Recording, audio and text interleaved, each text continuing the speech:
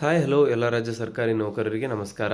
ಸ್ನೇಹಿತರೆ, ಇವತ್ತಿನ ಒಂದು ವಿಡಿಯೋದಲ್ಲಿ ಒಂದು ಇಂಪಾರ್ಟೆಂಟ್ ಆಗಿರುವಂಥ ಅಪ್ಡೇಟ್ ಸರ್ಕಾರಿ ನೌಕರಿಗಾಗಿ ಬರ್ತಾ ಇರುವಂಥದ್ದು. ಕೇಂದ್ರ ಸರ್ಕಾರ ತುಟ್ಟಿ ಭತ್ಯೆ ಹೆಚ್ಚಳ ಘೋಷಣೆ ಮಾಡ್ತಾ ಇದ್ದಂತೆ ರಾಜ್ಯ ಸರ್ಕಾರಿ ನೌಕರಿಗೂ ಕೂಡ 3% ತುಟ್ಟಿ ಭತ್ಯೆಯಲ್ಲಿ ಹೆಚ್ಚಳ ಆಗಲಿದೆ ಅಂತ ಹೇಳಲಾಗ್ತಾ ಇದೆ.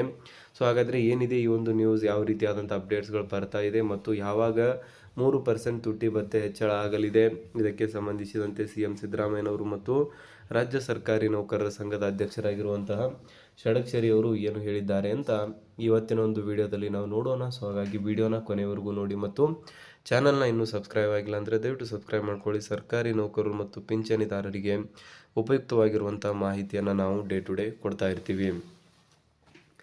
ಸೊ ಸ್ನೇಹಿತರೆ, ನಮಗೆಲ್ಲರೂ ಕೂಡ ಗೊತ್ತಿರೋ ಹಾಗೆ ಪ್ರತಿ ಒಂದು ರಾಜ್ಯ ಸರ್ಕಾರಿ ನೌಕರರಿಗೂ ಮತ್ತು ಪಿಂಚಣಿದಾರರಿಗೆ DA ಮತ್ತು DR ರೆಸ್ಪೆಕ್ಟಿವ್ಲಿ 6 ತಿಂಗಳಿಗೊಮ್ಮೆ ಪರಿಷ್ಕರಣೆ ಮಾಡಲಾಗುತ್ತೆ. ಸೊ ದೇಶದಲ್ಲಿ ನಡೀತಾ ಇರುವಂಥ ಒಂದು ತುಟ್ಟಿ ಭತ್ಯೆ ಅಂದರೆ ಏನು ಭಾರತೀಯ ಬೆಲೆ ಸೂಚ್ಯಂಕ ಪ್ರಾಧಿಕಾರ ಇದೆ, ಅವರು ದೇಶದಲ್ಲಿ ನಡೀತಾ ಇರುವಂಥ ಒಂದು ಇನ್ಫ್ಲೇಷನ್ನ ಡೇಟಾದ ಮೇಲೆ ಡಿಪೆಂಡ್ ಆಗಿ ಒಂದು ಇಂಪಾರ್ಟೆಂಟ್ ಆಗಿರುವಂತಹ ಇಂಡೆಕ್ಸನ್ನು ರಿಲೀಸ್ ಮಾಡ್ತಾರೆ. That we call AICPI index ಅಂತ ಕರಿತೀವಿ. ಸೊ ಆ ಒಂದು AICPI ಇಂಡೆಕ್ಸ್ ಆಧಾರದ ಮೇಲೆ, ಅದರಲ್ಲಿ ಎಷ್ಟು ಏರಿಳಿತ ಆಗಿದೆ ಈ ಒಂದು ಔಷಧ ಆಧಾರದ ಮೇಲೆ ಎಷ್ಟು ತುಟ್ಟಿ ಭತ್ಯೆಯನ್ನು ಹೆಚ್ಚಳ ಮಾಡಬೇಕು ಅಥವಾ ಎಷ್ಟು ತುಟ್ಟಿ ಭತ್ಯೆಯನ್ನು ಹೆಚ್ಚಳ ಮಾಡಿದರೆ ಇನ್ಫ್ಲೇಷನ್ಗೆ ಸರಿ ಹೋಗುತ್ತೆ ಅಂತ ಕ್ಯಾಲ್ಕುಲೇಟ್ ಮಾಡಲಾಗುತ್ತೆ.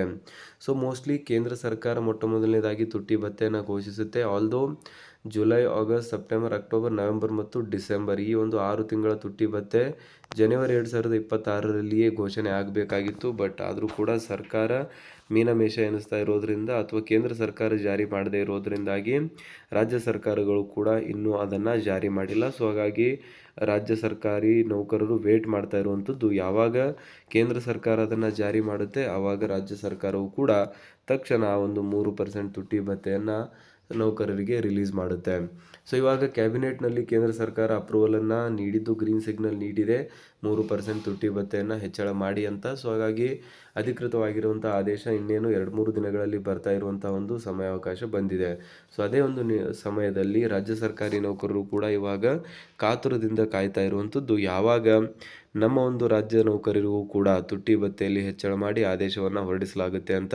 ಅದಕ್ಕೆ ಸಂಬಂಧಪಟ್ಟಂತೆ CM ಸಿದ್ದರಾಮಯ್ಯನವರು ಆಲ್ರೆಡಿ ಕ್ಲಾರಿಫಿಕೇಷನ್ನ ಕೊಟ್ಟಿದ್ದಾರೆ.